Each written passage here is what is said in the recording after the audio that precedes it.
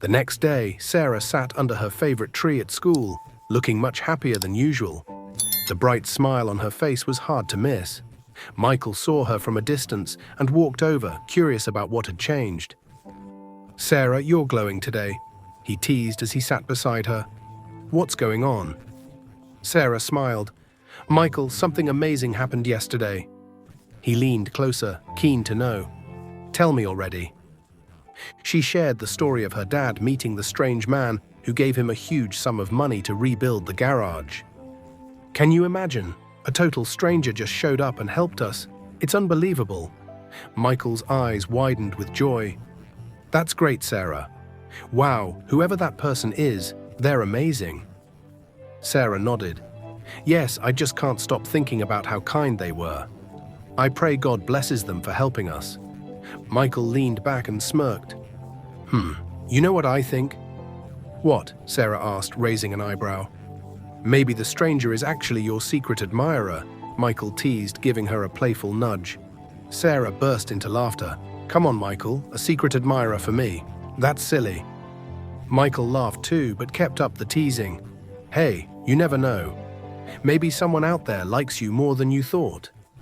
Sarah rolled her eyes, though she couldn't help smiling. "You're impossible. Let's just be thankful for the good deed and stop making up wild stories." Michael nodded, his face turning serious. "You're right. Whoever they are, they have done something truly kind. I'm happy for you and your dad." Sarah smiled warmly. "Thank you, Michael. Honestly, I don't know what I'd do without people like you in my life. You are such a good friend." For a moment, they both sat quietly, enjoying the peace of the moment. Then Sarah looked at Michael. "You know you have always been so nice to me, but there's one thing I have noticed." Michael raised an eyebrow. "What's that?" "You never talk about your family," Sarah said softly. "Why is that?" Michael's smile faded a little, and he looked down at the ground. "It's not simple, Sarah." Sarah frowned. "Not simple how?" "You don't trust me." "It's not about trust," Michael replied, his voice calm. "There are just some things I'm not ready to talk about yet. But don't worry, you will know them soon." Sarah studied his face, feeling there was more to his story than he was letting on. "Are you sure? You know you can talk to me about anything, right?" Michael smiled faintly and nodded. "I know, Sarah, and I promise, when the time is right, I will tell you everything." Sarah smiled back, though her wish to know more wasn't done. She decided not to push him further. "Okay, I will hold you to that promise." Michael chuckled. "Fair enough, now enough about me. How about we celebrate your good news instead?" Sarah laughed and nodded. "All right, let's do that. It's nice to finally have something to smile about." Meanwhile, Parker's mom decided to secretly approach Sarah's dad. She had carried a deep love for him all these years, even after marrying someone else. She knew her actions were wrong, but her feelings refused to go away. She found him standing near the remains of his burnt garage, looking lost in thought. Clearing her throat, she stepped closer. "Hello, Thomas," she said softly. Sarah's dad turned quickly, his face hardening the moment he saw her. "What are you doing here? How did you find me?" he asked sharply. "I came to talk to you," she stammered. "I have been thinking about you, Thomas. After all these years, my feelings haven't changed. I still love you." His jaw dropped in shock, and then he burst out laughing, a bitter, mocking laugh. "Are you out of your mind, Vivian? You're a married woman. You have a husband, for crying out loud, and you think you can come here and say something so dumb?" She stepped closer, trying to reach for his arm. "Thomas, I never stopped loving you. I married my husband because I had no choice. But my heart has always been yours." "Stop it right there," he barked, stepping back. "Are you hearing yourself? Do you know how shameless you sound right now? You are a married woman, Vivian. Go back to your husband and stop this nonsense." Her face changed from pleading to anger. "Why are you acting like this, Thomas? You think I don't know you still feel something for me?" Thomas shook his head in disgust. "Feel something for you? You're crazy. I don't feel anything but pity for you. You must be really desperate to think I'd stoop so low as to join in this madness. You disgust me." Her face twisted in anger. "This is why you're poor and will always be poor. You don't know how to accept help when it's offered.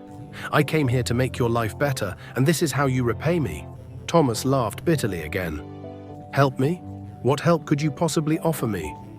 The only thing you've brought into my life is trouble. You're nothing but a selfish, dumb woman. You can't stand the fact that I moved on and built a life with someone else.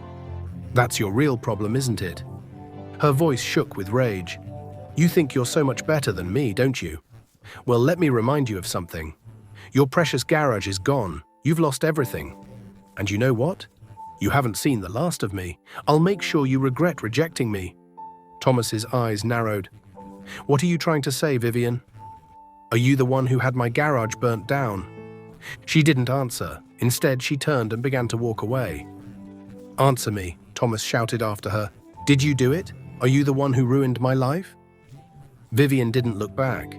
She simply kept walking, her shoulders stiff with tension. As she disappeared down the road, Thomas stood there, his fists clenched and his mind racing. If Vivian had been behind the fire, he would make sure she paid for it. One way or another, she wouldn't get away with this. Sarah came home that evening and walked into the house, her steps slow but steady. Her dad was sitting in the living room, looking at her with a serious face. "Sarah," he called gently, "Parker's mum came to see me today." Sarah paused for a moment, then set her bag down. "What did she want?" Her dad took a deep breath.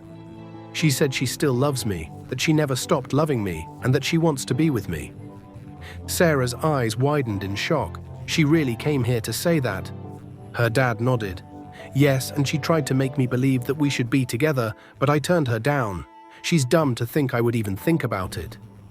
Sarah shook her head, feeling a mix of confusion and anger. What does she think she's doing, coming here like that? She's married? Does she think we don't know her games? Her dad sighed, his tone firm. "Don't let it bother you, Sarah. She's just talking. She's dumb and she won't do anything. You have to stay focused. This isn't about her." Sarah was quiet for a moment, still upset, but then she nodded slowly. "I will try, Dad. I can't stand how they keep trying to mess with us." Her dad smiled gently. "We will be fine, Sarah. We'll handle this just like we've handled everything else, together." Sarah smiled back, feeling a little better. The next day, Sarah arrived at school, her face tense and her steps hurried. She went straight to her favorite spot under the tree, her mind racing. Michael saw her from across the field and walked over to her, his usual calm face replaced with worry. "Sarah, you look upset. What's wrong?" he asked, sitting beside her. Sarah sighed heavily. "It's Parker's mom. She came to our house yesterday and threatened my dad. She said what happened to his garage was just the start. She's trying to scare us, and it's working. My dad is worried, and so am I." Michael's face darkened. "She threatened your dad. That's crossing the line. Don't worry, Sarah. My boys will put an eye on her." Sarah froze and turned to him, confused. "Your boys?" "Michael, what do you mean by that? What are you talking about?" Seeing his slip, Michael quickly tried to cover it up. No, I didn't mean it like that. I just meant I know some people who can keep an eye on things for us. You know, someone who can watch over your dad and make sure nothing bad happens again." Sarah narrowed her eyes, still not sure. "Michael, I hope you're not hiding anything from me.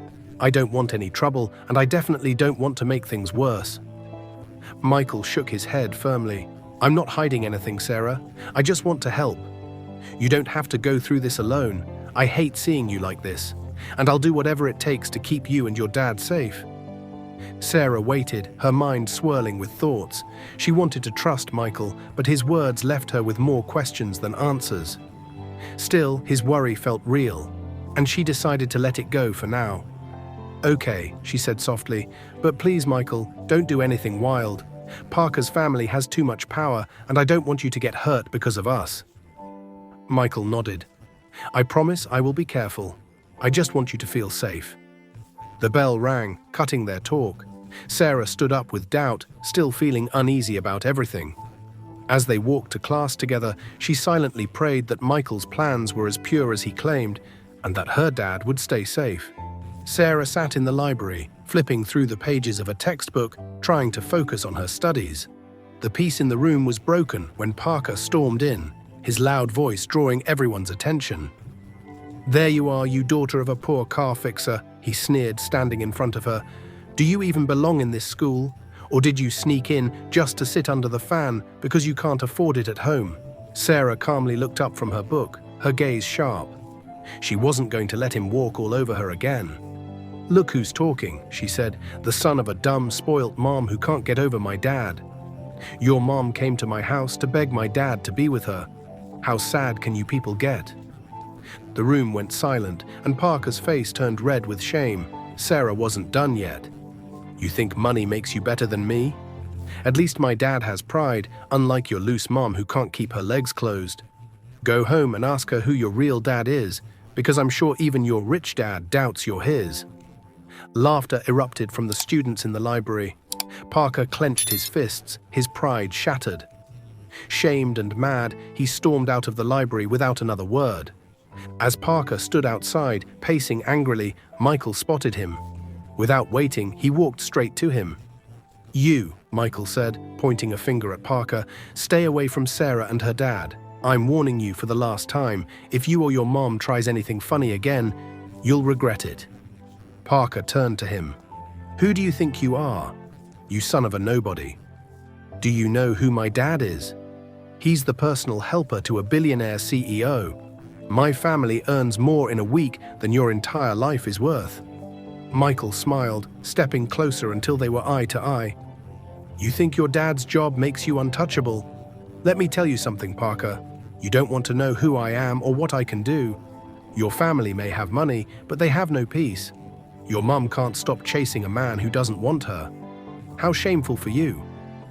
Parker scoffed, trying to keep his cool, but Michael's words were hitting too close to home. "Here's my final warning," Michael continued, his voice low and scary. "Tell your loose mom to stay away from Sarah's family. And you, don't let me catch you near Sarah again, or I will make you sorry." Parker laughed nervously, but there was fear in his eyes. "You think you're so tough, don't you? You are nothing but talk." Michael leaned in closer, his eyes cold. "Try me." Without another word, Michael walked away, leaving Parker standing there visibly shaken. The tables were turning, and for the first time, Parker realized he might have been wrong about Sarah and her strange friend Michael. Parker stormed into the house, slamming the door behind him. His mom, who was sitting in the living room, looked up in surprise. "What's wrong this time?" she asked. Parker threw his bag onto the couch and sank into a chair. "It's that stupid Sarah again. She made fun of me in front of everyone. She called me the son of a dumb, loose mom. She even said you came begging her dad to be with you. Can you imagine that?" Parker's mum froze, her face darkening with rage. "What? That little nobody dared to say that about me?" "Yes, she did," Parker continued, his voice shaking with anger. "And that's not all. There's this boy in school, Michael. He keeps getting in my way. He's always defending Sarah and acting like he's better than me. I can't stand him. I don't like him. He's getting on my nerves." His mom sat up straighter. "Michael, who is he? What does he have to do with this?" "He's her friend or something," Parker spat. "He thinks he's tough. Today he threatened me, saying I should stay away from Sarah and her dad. Can you imagine the nerve? He said I don't want to know who he is, like he's some big deal. I don't like him." Parker's mom leaned back. "Don't worry, my dear son," she said slowly. "I'll handle this. If Michael thinks he can challenge my family, he has no idea who he's dealing with." Parker looked at her, his anger easing slightly. "What are you going to do, Mum?" She smiled coldly. "First, I will find out who this Michael really is. I have my boys for that. They will check up on him, dig into his life, and find out everything about him. Once we know his weak spots, we will deal with him." Parker's eyes lit up. "That's exactly what I want, Mum. He thinks he's so smart, but I will show him who's boss." "Leave it to me," his mum said, her voice firm. "And as for that Sarah and her dad, they haven't seen the last of me. They will regret ever crossing paths with us." Parker's dad was seated in his big office, looking at some papers, when his phone rang. The number on the screen was strange, but curious, he answered. "Hello, who's this?" he asked sharply. The voice on the other end was calm, but carried a mocking tone. "You don't need to know who I am. Just listen well. Your wife has been causing trouble with a poor car fixer. She's threatening him because he refused to sleep with her." Parker's dad sat up straight, his grip tightening on the phone. "What nonsense are you talking about? Who are you?"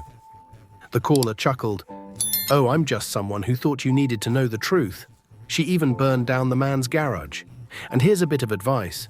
Ask your wife who the real dad of your son is." "What?"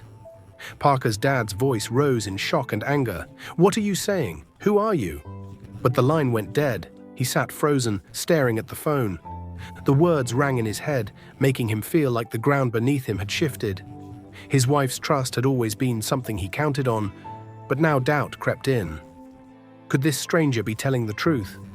Unable to focus, he left his work, grabbed his car keys, and left the office in a rush. He needed answers, and he was determined to get them today. When Parker's dad arrived home, his mind was filled with anger and confusion. The voice of the strange caller echoed in his head, and he couldn't shake the feeling that something was terribly wrong. He stormed into the living room, where his wife was sitting, looking calm as if nothing had happened. "Where's Parker?" he asked sharply, his voice full of power. "He's out, but what's wrong?" "You look upset." His wife looked at him with fake worry, but it didn't fool him.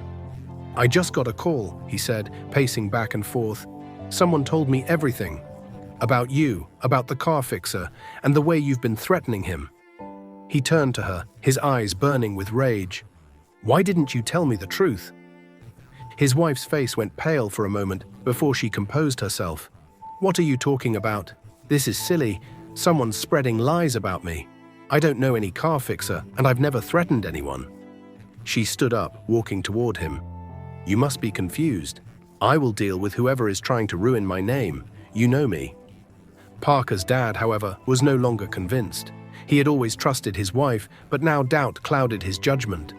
The call had shaken him to the core, and his mind raced with questions. "I don't trust you anymore. You've been hiding things from me, and now I can't ignore it. I need a DNA test now. I need to know if Parker is really my son.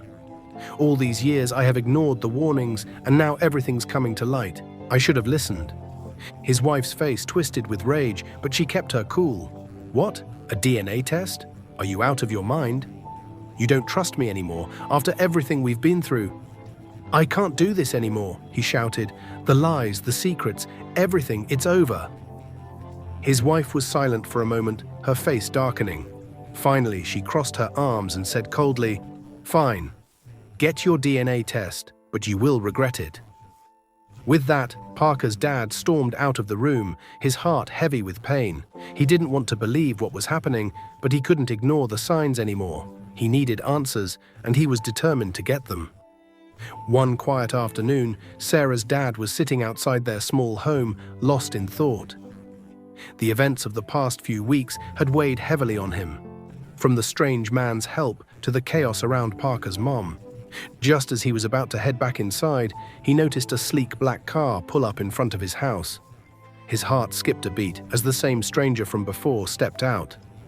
Looking as sure and calm as ever, the stranger approached with a calm smile. "Good afternoon, sir," he said politely. Sarah's dad stood up, looking surprised. "Good afternoon. What brings you here again?" "I came to talk to you about something important," the man replied. "I've thought about it a lot, and I believe your daughter Sarah is someone special. I want to marry her." Sarah's dad's face hardened with shock. "What did you just say?" The stranger smiled gently. "I have a lot of money, sir, more than you can imagine. I can give Sarah a life you could never dream of. She will have everything she ever wanted: comfort, luxury, and safety." Sarah's dad narrowed his eyes, taking a careful step forward. "Wait a minute. How did you even find my house? And more importantly, how do you know my daughter's name? I can't remember ever telling it to you." The stranger's trust didn't waver. "Sir, I told you before, I have means. My family owns much of this town. I have links, and when I decided to visit, I made sure to learn everything about the family I admire so much. Your daughter's name is Sarah, and I have heard nothing but good things about her." Sarah's dad's frown deepened. "That's not an answer. You've been prying into our lives. I don't like this at all." "I'm sorry if it seems that way," the stranger said softly. "I only wanted to know more about the amazing girl I want to marry. My plans are pure, I swear." Sarah's dad clenched his fists, anger rising. Listen here, young man. I don't care how much money you have or who your family is. Sarah is my only daughter, and I will never sell her off to anyone, no matter how rich or powerful they are. The stranger's smile faltered, but he quickly regained his cool. Sir, I'm not trying to buy her. I truly admire her character, her kindness, and her strength. I believe I can take good care of her. I have heard enough, Sarah's dad said, raising his hand to cut him off. You may have helped me before, and I'm grateful, but that doesn't give you the right to come here and ask to marry my daughter. This isn't about money, and it never will be. The stranger's face grew more serious. I'm not trying to force anything, sir, but think about it. I can change your life. You won't have to struggle anymore. Sarah wouldn't have to worry about anything. I can make your dreams come true. I don't care about your money, Sarah's dad snapped. I have raised Sarah to value hard work and pride, not shortcuts and wealth that come with strings attached. If you think you can buy us, you're sorely mistaken. The stranger looked at him, disappointment flickering in his eyes. I mean no disrespect, I only wanted to help. But if that's how you feel, I will respect your choice. Sarah's dad took a deep breath, calming himself. I'm sorry, I know you helped me before, and I will find a way to repay every penny. Just give me some time, but my daughter's future isn't something I will gamble with. The stranger nodded slowly, his face unreadable. Very well, I will leave now, but I hope you think again. Without another word, he turned and walked back to his car. As the sleek car disappeared down the road, Sarah's dad sat back down, his heart heavy. Inside the house, Sarah peeked through the window, watching her dad. She could see the tension in his face. She stepped out of the house and stood beside him. Papa, what happened? You look worried. Her dad sighed heavily. Sarah, there's something I need to tell you. That man, the one who helped us before, came here today. Sarah looked surprised. He came here? Why? What did he want? Her dad waited for a moment, then said, He said he wants to marry you. He claims he has a lot of money and can take care of you, give you a good life. He even said his family owns most of the town. Sarah's eyes widened in shock. What? He said that? Yes, her dad continued. He said he admires you and wants to make you his wife, but I refused. I told him that I'm grateful for his help, but I will not sell my daughter to any man because of money. Sarah's face turned red with anger. He had the nerve to come here and say that. Papa, why didn't you call me? I would have given him a piece of my mind. How dare he think he can just buy me like I'm some kind of thing? Her dad sighed heavily. Sarah, I didn't want to get you into this. I thought it was best to handle it myself. I told him to leave and that I would repay every penny he gave us. You should have called me, Sarah shouted, her voice shaking with anger. I would have told him off myself. Who does he think he is? Just because he has money doesn't mean he can come here and disrespect our family. Her dad looked at her, his face filled with regret. I know, Sarah, I should have called you, but I didn't want to upset you. I thought it would be better if I handled it quietly. Sarah folded her arms, pacing back and forth. This is so insulting. He thinks he can come into our lives and make choices for us just because he helped us once. He doesn't even know me. Papa, if I see him again, I won't stay silent. He needs to understand that we are not for sale. He can keep his money. We don't want anything from him. Her dad sighed, knowing Sarah's fiery temper would be hard to control. All right, Sarah, just promise me you'll be careful. Some people with power don't take no lightly. A week later, Sarah was sitting in her room when her phone buzzed. It was a call from Michael. She waited for a moment before answering, still unsure how she felt about him after everything that had happened. Hello, she said with care. Hi, Sarah. Michael's voice came through, sounding happy. I was wondering if you'd meet me at a restaurant today. I want to talk to you about something important. Sarah raised an eyebrow. A restaurant? Which one? It's called Silver Spoon, Michael replied. Sarah's mouth fell open. Silver Spoon? That place is costly. Michael, where are you getting the money to pay for a meal there? Michael chuckled. Don't worry about that. Just meet me there. Oh, and check your phone. I sent you something. Confused, Sarah checked her messages and saw a bank alert. Michael had sent her money with a note. "Get yourself something nice to wear. You deserve it." She was taken by surprise but decided to go. After all, she wanted answers, especially after everything that had happened. She used part of the money to buy a modest but nice dress and made her way to the restaurant. When she arrived, she was shocked to see Michael already waiting for her. He was dressed in a sharp suit, looking completely different from the Michael she knew at school. He stood up as she approached, smiling warmly. "Sarah, you look beautiful," he said, pulling out a chair for her. Sarah sat down, still staring at him in shock. "Michael, what's going on? How are you paying for all this? And why did you call me here?" Michael took a deep breath. "Sarah, I've been keeping something from you. I think it's time I tell you the truth." Sarah crossed her arms. "I'm listening." "At first, when I met you, I just wanted to be friends," Michael began, his tone serious. "But as I got to know you, I realized there's something special about you. You are strong, kind, and you care deeply for your family. I fell in love with you, Sarah." Sarah's eyes widened, but she stayed silent, letting him continue. "There's more," he said. "You know that stranger who helped your dad? I was the one who sent him." Sarah's jaw dropped. "What? You sent him?" "Yes," Michael admitted. "I wanted to help your family, but I didn't want you to know it was me. I thought it would be easier that way, but I also didn't know he would go as far as asking for your hand in marriage. I swear, Sarah, I didn't tell him to do that." Sarah became angry. "So you're saying that man who walked into our lives and caused all this trouble was working for you? Michael, do you even understand what you've done?" Michael looked genuinely shocked. "Sarah, I didn't know he proposed marriage. That dumb boy went too far. I promise I didn't ask him to do that." Sarah leaned forward. "Then explain why he thought it was okay to come to my house and ask my dad for my hand in marriage." Michael quickly pulled out his phone and called the stranger. When the man picked up, Michael didn't even greet him. "What did you do at Sarah's house?" he demanded. The stranger sighed on the other end. "Michael, I'm sorry. I liked Sarah's dad the day I met him. He's a good man, humble, kind, and honest.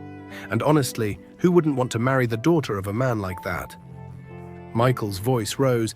"But that wasn't your job. I asked you to help them, not to meddle in their lives.